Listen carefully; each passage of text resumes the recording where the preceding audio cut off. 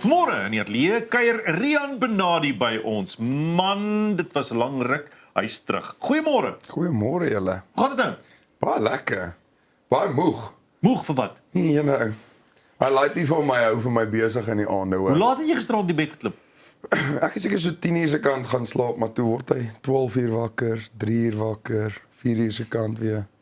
Is hy 'n ligte slaper of Ek het geen idee wat koliek aangaan met of hom nie. Ek sal hom vra builepees? wanneer hy bietjie ouer is dat hy my kan verduidelik. Hoe oud is hy nou? Hy het nou 2 geword. 2. Hoorie, vertel ons bietjie, hoe gaan dit met jou gesin? Baie goed, baie goed. Ja, my dogtertjie is nou 4 jaar oud en soos ek sê, my laaitjie is 2, so ons begin nou in 'n plek inkom om my kinders nou nie meer regtig babas is nie. Dit begin nou al bietjie makliker raak om bietjie goed te doen en ja, my Lis werk lekker hard en doen haar ding en kids doen kleuterskool en wat not en ek's baie op die pad. Ons figure dit maar uit. Dit is nooit maklik tans met hoe dinge is. Jy weet, met die ouderdom van my kinders, die tipe aandag wat hulle verg. Om 'n verhouding nog gesond te hou is altyd ook 'n trick, jy weet, en gaan goed met my gesin. Dis harde werk, hè. Maar soos jy sê, ons figure dit net uit. Weet jy, ons almal figure dit maar net op Daar's nie 'n ander manier nie. Daar's 'n manier. Nie. Ja, Ja. ongelukkig. Hoorie, jy en Melis, nou dat jy so van haar praat ook, en dit is altyd so mooi. Julle is gereeld saam op sosiale media, 'n podcast ook. Vertel ons bietjie daaroor. Dit het so by hoek op by kroeg gebeur.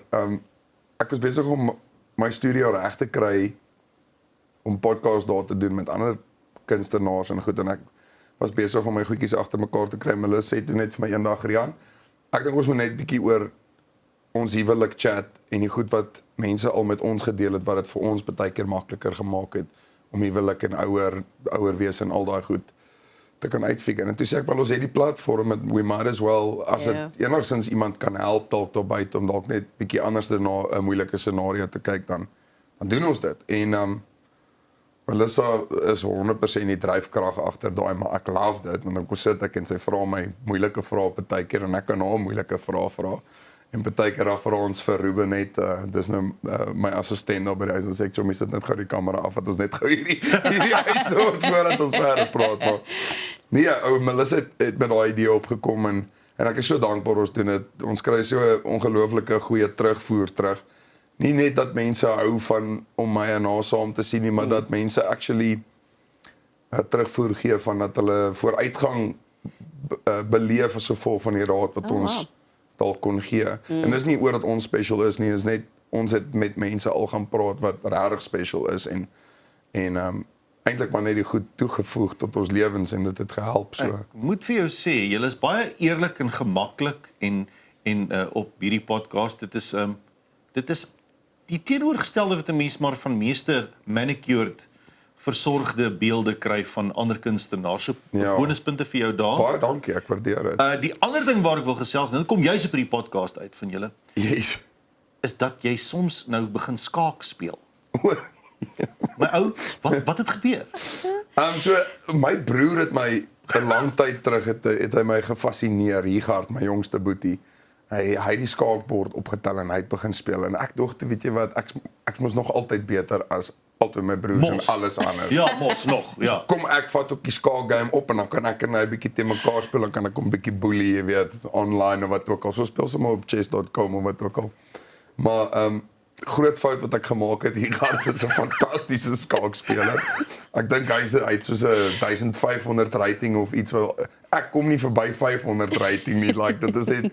Maar dit is 'n ongelooflike lekker hobby wat ek nou die afgelope tyd opgetel het, maar dit is 'n probleem. Dit steel mense tyd. So ek moet dit so 'n bietjie een kant sit en dinge 'n bietjie uitfigure, maar skaak is ongelooflik. Sê Melissa vir jou elke nou en dan, wat maak jy nou? Sy raak woedend vir my as ek skaak begin speel. Ja, ek doen dit maar wanneer sy nie by die huis is nie of as ek op 'n ander plek is. Nice. Ja, sy verstaan nie lekker hoe ek vir 20 minute op my foon kan sit en 'n game kan speel, jy weet. So boring so skaak nie, en al at least. Hoor jy se gepraat van die Weyer familie het vroeër hierdie jaar ook saam met jou pa opgetree. Wat beteken dit vir jou nog om steeds saam met jou pa ook te kan toer en optree? Ja, daai was ongelooflik geweest. Die feit dat ons kaartjies verkoop het en dat mense die vertoning van gehou het, nee, was vir my sekondêr geweest. Ek dink die feit dat ek dit saam met my pa kon doen en ergens in my lewe gaan ek kan terugkyk na dit en gaan so ek is so dankbaar. Ek het die effort ingesit en die tyd ingesit om dit te doen. En ons het nou nog 2 wat gaan uitkom. Ons gaan Kreersdorp doen en Stoetbul ergens in Oktober. Daar's die datum sal uitkom. Jou pa in Stoetbul. My ou. Dit gaan 'n partytjie wees. Kan jy imagine? Ja. Maar dit gaan obviously dit sal 'n weeksaand wees. Ons gaan nie dit gaan nie Gaan nie die party doef tipe vibe wees nie, maar ja, ons sien baie uit om weer dit te doen en ek dink dis so spesiaal vir mense om 'n pa en 'n seun iets te sien saam doen en ek dink baie mense is nuuskierig om te kom kyk of ek en my pa eintlik die verhouding het wat ons voorgee om te hê. Ja. En ek dink ek het niks om weg te steek nie, kom kyk, dit is regtig hoe ek en my pa met mekaar is, verstaan en ons het mekaar ontsaglik lief en dis nie oor dat ek oulik is nie, is oor dat my pa 'n ongelooflike man is, verstaan, hy het vroeg in sy lewe besluit familie gaan alles wees. Dit is die goed waarop hy tyd gaan spandeer en effort gaan insit en dit wys in sy verhouding met sy kinders. So ja, dit was ongelooflik. Dit was regtig baie lekker. Praat met ons oor Lof, die nuwe lied.